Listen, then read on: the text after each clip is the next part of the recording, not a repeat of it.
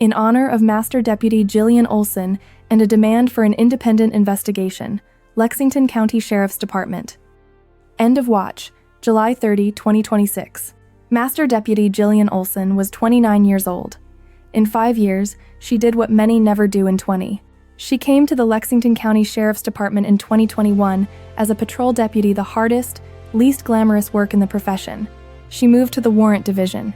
In 2023, the Lexington County Sheriff's Foundation named her Outstanding Judicial Services Deputy of the Year, not for a dramatic arrest, but for something quieter and rarer. She saw that her fellow deputies needed better reference guides and document templates, and she built them.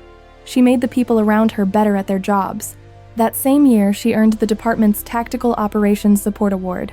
In 2025, she was promoted to Master Deputy. This August, she was to receive her 5-year Honorable Service Award. And in 2024, she volunteered for the dive team. Understand what that means. Nobody is assigned to public safety diving by accident. It is a volunteer discipline that asks an officer to go into black water. Zero visibility, cold, entangling, unforgiving, to recover the drowned, to search for evidence, to bring somebody's child home to a mother who is standing on the bank. Divers do that work knowing that the person they are looking for is almost never alive. They do it anyway. Jillian Olson raised her hand for that.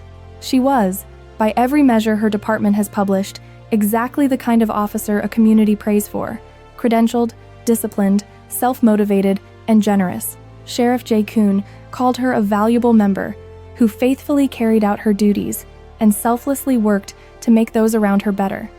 Her patrol car sits in front of headquarters. The flags are at half-staff. Those are the right gestures, and we honor them. They are not enough. Master Deputy Olson did not die in an ambush. She did not die in a pursuit, or on a highway shoulder, or at a domestic call where a stranger made a choice she could not control. Tragically, she died in training, a loss that has left a hole in the community and raised questions that must be answered. She died in a controlled evolution, on a familiar body of water, surrounded by certified instructors and fellow divers whose entire professional purpose is rescue. She was in the safest environment this profession is capable of constructing, an environment built, staffed, and supervised specifically so that this cannot happen. Public safety dive operations exist inside a dense architecture of standards. Those standards exist because the profession learned, at cost, exactly how divers die. So the question is not accusatory, it is technical, and it is unavoidable. If every one of those layers was in place and functioning, how did a trained, fit diver die? Either a layer failed or a layer was never there. There is no third answer, and her family, her department, and this county are entitled to know which. We say plainly, we allege no crime, and we accuse no individual. We do not know what happened, and we will not pretend to. That is precisely the point. We do not know, and the people telling us are the people whose own conduct is the subject of the inquiry. Right now, the investigation is being led by the South Carolina Department of Natural Resources, assisted by the South Carolina Law Enforcement Division. Every one of those agencies is a South Carolina law enforcement institution. Several of them train, certify, and coordinate with the very dive program under examination. SLED is the state's police agency, embedded in the same professional and political ecosystem as every sheriff in this state. That is not a conspiracy theory. That is an institutional conflict of interest, and it would be recognized as disqualifying in any other field: medicine, aviation, engineering, finance. And in South Carolina, we do not have to speculate about what happens when this state investigates itself. We have a record. The Murdaugh matter.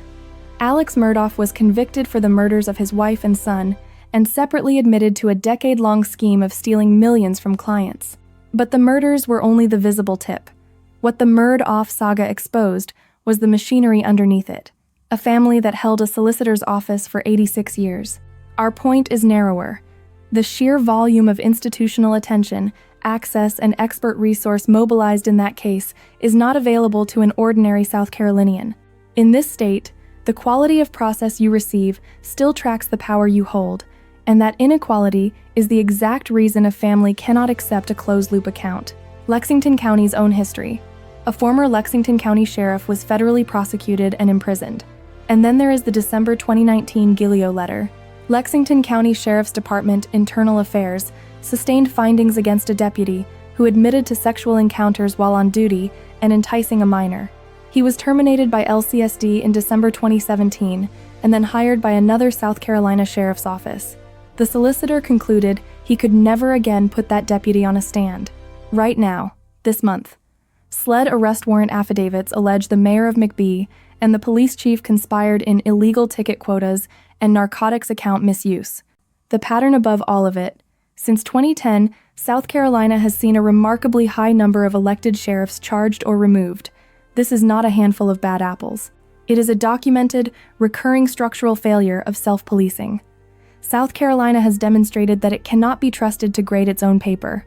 What we respectfully demand: we ask this as a community, as women who saw ourselves in her, as fathers who see our own daughters in her. 1. An independent investigation led from outside South Carolina.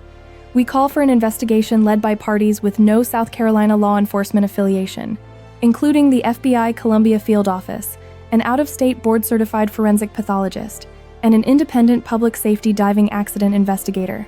2. Immediate preservation of all evidence. A written litigation hold order covering the dive plan, logs, video, and every piece of technical data. 3. Full disclosure to the family first, and in full. Not a summary, not a press release. The complete report delivered to Jillian's family before the podium. 4. Full public release. A public, unredacted to the maximum extent lawful report with a stated deadline. No indefinite pending investigation. 5.